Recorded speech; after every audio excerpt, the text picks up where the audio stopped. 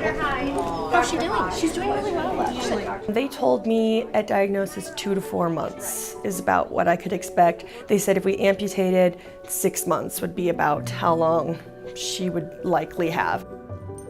As part of her conventional treatment, Molly lost her leg to osteosarcoma, an unforgiving and vicious bone cancer. I had never heard of osteosarcoma before, but when you search it, especially in golden retrievers and boxers, it's very, very common.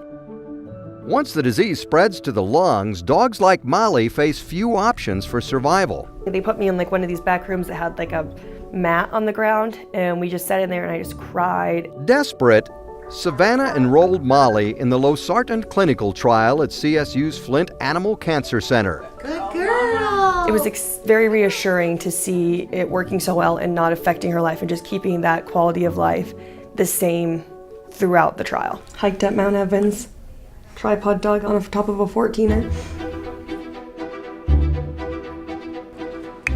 The basic science for the losartan trial started years earlier in the laboratories of CSU doctors Steve Dow and Dan Regan. CD11B on those just to kind of compare. No, it's not direct. They battled cancer at the cellular level. So osteosarcoma is a primary cancer of the bone, but one of the first places this tumor spreads is the lungs. Early on, when these tumors are beginning to grow in the lungs, they're highly dependent on a specific white blood cell population known as inflammatory monocytes. And so these tumors put out a specific signal that recruits a fire hose of these monocytes into the lung to promote their growth.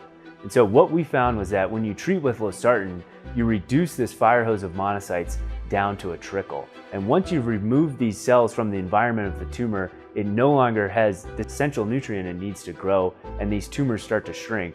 And that's when we start to see clinically meaningful responses in these patients. I mean, there was one point where one of the nodules disappeared. At one point I was like, all right, like I just almost was in disbelief. Certainly this is not the final answer, but it makes hope real. Positive results were first observed in mice, then dogs like Molly and Jake. Jake was originally from the Midwest and was diagnosed there. Moving to Colorado put them in proximity to the Flint Animal Cancer Center. When we, came here, we didn't think there was any hope, and they've given us so much hope in the last year and 8 months. He's a walking miracle, and I'm sure other dog owners with, the same problem are feeling the same way.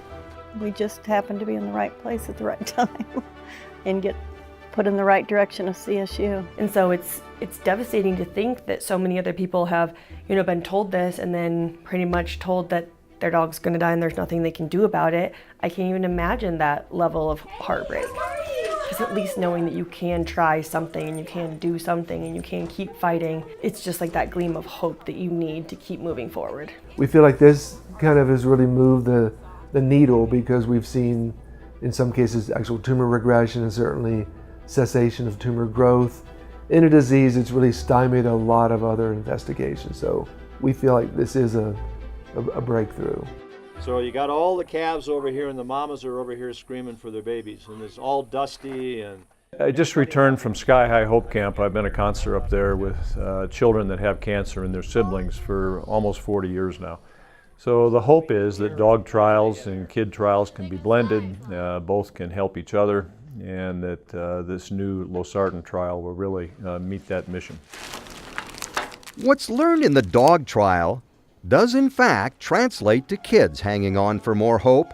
Wow! It's one of the most significant and hopeful opportunities that we have had through the years that I've been here and the years I've been following comparative oncology, to actually develop something from scratch in a cancer center devoted to animals that is truly comparative and truly moving to kids. Almost there. Almost there. Like their veterinary counterparts, doctors at Children's Hospital have been equally stymied by this disease. We haven't come up with any new successful agents for osteosarcoma, and we haven't changed the cure rates for osteosarcoma. That is extremely frustrating. In a move full of potential and transformative power, and thanks to the generosity of One Cure supporters, One Cure will sponsor a losartan trial for pediatric patients at Children's Hospital, Colorado. The study is due to start in the fall of 2018. When anyone hears a diagnosis of cancer, the first thing anybody wants to know is what options are there? And the ability to tell people there are options, that there are choices, is incredibly empowering for the person having to make those decisions. The hope generated by the losartan trial for both pets and people shows the true depth and breadth of the Flint Animal Cancer Center. What we have up the road at CSU is amazing and is unique to very few places. And the fact that we have that and we can tap into that, and the knowledge, the patience that they have up there, is just adds to our ability to grow and learn about oncology and oncology therapy. Alongside the groundbreaking scientists and compassionate clinicians stands One Cure, a group devoted to helping pets and people fight cancer.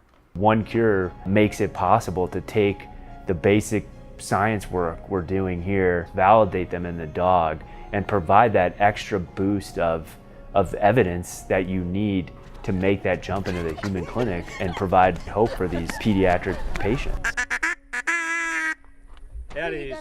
Losartan is affordable, available, and as dogs have demonstrated, safe and effective. It's been used for decades to treat high blood pressure. Doctors Dow and Regan repurposed it as an immunotherapy to slow down the growth of tumors, and as studies of dogs will do, accelerate discovery. If you've got metastatic bone cancer, time is not your friend, and so the quicker you can accelerate this work into a clinical setting, the better we all are. From someone who's lost a child to cancer, it's just, if they can do anything to slow the growth or help, give the kids and their parents more time together, it's priceless. Dealing with what I've gone through and how hard that's been, being able to help out a parent going through it with a sick child, I think that's incredible. This is a leapfrog. This isn't an incremental step. This is going all the way past what we used to think was kind of the next best thing. And I think the capacity to be part of that, the capacity to know that you're contributing to something that's really going to turn the world on edge, I think that's pretty exciting. You have preliminary dog data Yeah, well, that's how that would they- go right. a long By way. extending the trial to Children's Hospital, One Cure has turned a dogged investigation of a single white blood cell into hope for patients who previously had none. To me, it's about a unifying effort. It's about something that people can gather around, and it's about something that says no matter how you get here, you have this one goal. So it's one cure, but it's one goal. Growing hope for pets and people. It's hope that provides the power and inspiration for One Cure. We should be celebrating the work that's been done with the basic scientists who helped us to bring these drugs to the clinic, the pharmacologists who helped us determine the doses to use, the clinicians who helped treat these patients, the owners who believed in us and enrolled their pets into these clinical trials, and everyone that's donated to or supported One Cure. It's so exciting that we're able to provide this glimmer of hope to pets and people with this devastating disease.